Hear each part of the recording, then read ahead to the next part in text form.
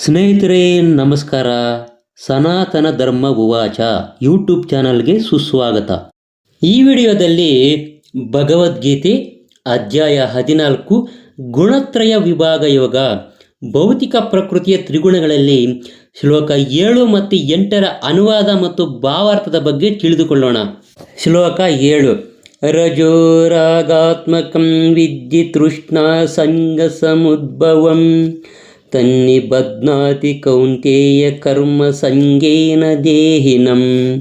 ಈ ಶ್ಲೋಕದ ಅನುವಾದ: ಕುಂತಿಯ ಮಗನಾದ ಅರ್ಜುನನೇ, ರಜೋಗುಣ ಅನ್ನೋದು ಮಿತಿಯಿಲ್ಲದ ಆಸೆಗಳು ಮತ್ತು ಬಯಕೆಗಳಿಂದ ಹುಟ್ಟುತ್ತದೆ.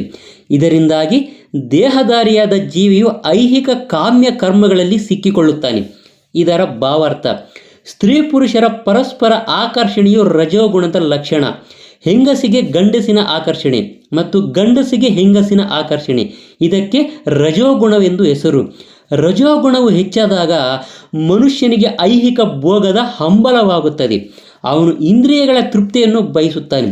ಇಂದ್ರಿಯಗಳ ತೃಪ್ತಿಗಾಗಿ ರಜೋಗುಣದ ಮನುಷ್ಯನು ಸಮಾಜದಲ್ಲಿ ಅಥವಾ ದೇಶದಲ್ಲಿ ಗೌರವವನ್ನು ಬಯಸುತ್ತಾನೆ. ಅವನಿಗೆ ಒಳ್ಳೆಯ ಮಕ್ಕಳು, ಹೆಂಡತಿ ಮತ್ತು ಮನೆಗಳಿಂದ ಕೂಡಿದ ಸುಖವಾದ ಸಂಸಾರವು ಬೇಕು ಅನಿಸುತ್ತದೆ. ಇವು ರಜೋಗುಣದಿಂದ ಹುಟ್ಟಿದವು. ಮನುಷ್ಯನಿಗೆ ಈ ಹಂಬಲಗಳು ಇದ್ದಷ್ಟು ಕಾಲ ದಿನವೂ ಅವನು ಬಹಳಷ್ಟು ಕಷ್ಟಪಟ್ಟು ಕೆಲಸ ಮಾಡಬೇಕಾಗುತ್ತದೆ.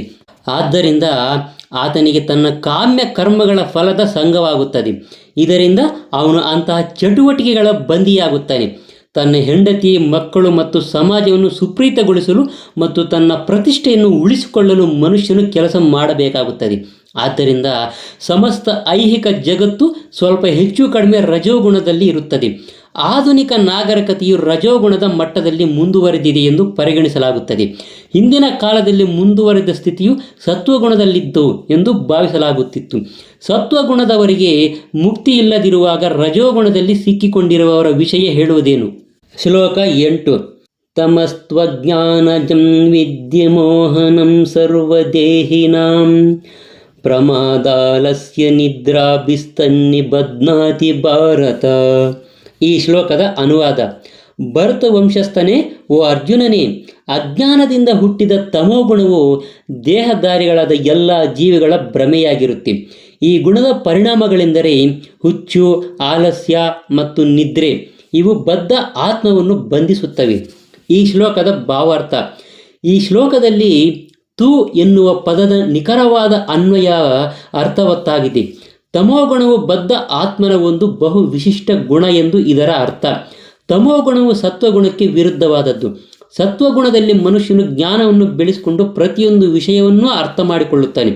ಆದರೆ ತಮೋಗುಣವು ಇದಕ್ಕೆ ವಿರುದ್ಧವಾದದ್ದು.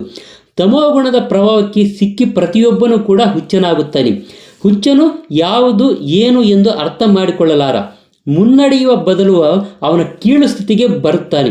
ತಮೋಗುಣದ ವಿವರಣೆಯು ವೇದ ಸಾಹಿತ್ಯದಲ್ಲಿ ಕಾಣುತ್ತದೆ. ವಸ್ತು ಯಾತಾತ್ಮ್ಯ ಜ್ಞಾನಾವರಕಂ ವಿಪರ್ಯ ಜ್ಞಾನ ಜನಕಂ ತಮಃ. ಅಜ್ಞಾನದ ಪ್ರಭಾವದಿಂದ ಮನುಷ್ಯನಿಗೆ ವಸ್ತು ಇರುವಂತೆಯೇ ತಿಳಿದುಕೊಳ್ಳಲು ಸಾಧ್ಯವಾಗುವುದಿಲ್ಲ. ಉದಾಹರಣೆಗೆ, ಪ್ರತಿಯೊಬ್ಬನೂ ತನ್ನ ಅಜ್ಜನು ಸತ್ತಿದ್ದಾನೆ, ಆದ್ದರಿಂದ ತಾನು ಸಾಯುತ್ತೇನೆ ಎನ್ನುವುದನ್ನು ಕಾಣಬಲ್ಲನು. ಮನುಷ್ಯನಿಗೆ ಸಾವು ಖಚಿತ. ಅವನಿಗೆ ಹುಟ್ಟುವ ಮಕ್ಕಳು ಸಾಯುತ್ತಾರೆ, ಆದ್ದರಿಂದ ಸಾವು ಖಂಡಿತ. ಆದರೂ ಮನುಷ್ಯರು ಹುಚ್ಚಾಗಿ ಹಗಲು ರಾತ್ರಿ ಕಷ್ಟಪಟ್ಟು ಹಣವನ್ನು ಸಂಗ್ರಹಿಸಿಡುತ್ತಾರೆ. ನಿತ್ಯವಾದ ಚೇತನಕ್ಕೆ ಲಕ್ಷ್ಯ ಅನ್ನೋದು ಕೊಡುವುದಿಲ್ಲ. ಇದು ಹುಚ್ಚು ಅನ್ನುತ್ತಾರೆ. ತಮ್ಮ ಹುಚ್ಚಿನಲ್ಲಿ ಅವರು ಆಧ್ಯಾತ್ಮಿಕ ತಿಳುವಳಿಕೆಯಲ್ಲಿ ಮುನ್ನಡೆಯಲು ಹಿಂಜರಿಯುತ್ತಾರೆ. ಅಂತಹ ಜನರು ಬಹಳ ಸೋಮಾರಿಗಳಾಗಿರುತ್ತಾರೆ. ಆಧ್ಯಾತ್ಮಿಕ ತಿಳುವಳಿಕೆಗಾಗಿ ಇತರರೊಡನೆ ಸೇರಿಕೊಳ್ಳುವಂತೆ ಅವರನ್ನು ಆಹ್ವಾನಿಸಿದಾಗ ಅವರಿಗೆ ಹೆಚ್ಚು ಆಸಕ್ತಿ ಇರುವುದಿಲ್ಲ. ರಜೋಗುಣವು ನಿಯಂತ್ರಿಸುವ ಮನುಷ್ಯನಂತೆ ಸಹ ಅವರು ಚಟುವಟಿಕೆಗಳಿಂದ ಇರುವುದಿಲ್ಲ. ತಮೋಗುಣದಲ್ಲಿ ಮುಳುಗಿ ಹೋಗಿರುವವನ ಇನ್ನೊಂದು ಲಕ್ಷಣವೆಂದರೆ ಅವನು ಅಗತ್ಯವಾಗಿರುವುದಕ್ಕಿಂತ ಹೆಚ್ಚು ನಿದ್ರೆ ಮಾಡುತ್ತಾನೆ. 6 ಗಂಟೆಗಳ ನಿದ್ರೆ ಸಾಕು. ಆದರೆ ಅಜ್ಞಾನದ ಗುಣದ ಮನುಷ್ಯನು ದಿನಕ್ಕೆ ಕೊನೆಯ ಪಕ್ಷ 10 ಅಥವಾ 12 ಗಂಟೆಗಳ ಕಾಲ ನಿದ್ರೆ ಮಾಡುತ್ತಾನೆ. ಇಂತಹ ಮನುಷ್ಯನು ಸದಾ ನಿರುತ್ಸಾಹಿಯಾಗಿರುವಂತೆ ಕಾಣುತ್ತಾನೆ. ಅವನಿಗೆ ಮಾದಕ ವಸ್ತುಗಳ ಸೇವನೆಯ ಮತ್ತು ನಿದ್ರೆಯ ಚಟವಿರುತ್ತದೆ. ತಮೋಗುಣದಿಂದ ಬದ್ಧನಾದ ಮನುಷ್ಯನ ಲಕ್ಷಣಗಳು ಈ ರೀತಿ ಇರುತ್ತವೆ. ಸ್ನೇಹಿತರೆ, ಇದೇ ಥರ ಇನ್ನಷ್ಟು ಆಸಕ್ತಿಕರವಾದ ವಿಷಯಗಳನ್ನು ನೀವೇನಾದರೂ ತಿಳ್ಕೋಬೇಕು ಅಂದರೆ ದಯವಿಟ್ಟು ನಮ್ಮ ಸನಾತನ ಧರ್ಮ ಉವಾಚ ಅನ್ನೋ ಯೂಟ್ಯೂಬ್ ಚಾನಲನ್ನು ಸಬ್ಸ್ಕ್ರೈಬ್ ಮಾಡ್ಕೊಳ್ಳೋದನ್ನು ಮಾತ್ರ ಮರಿಬೇಡಿ. ನಮಸ್ಕಾರ.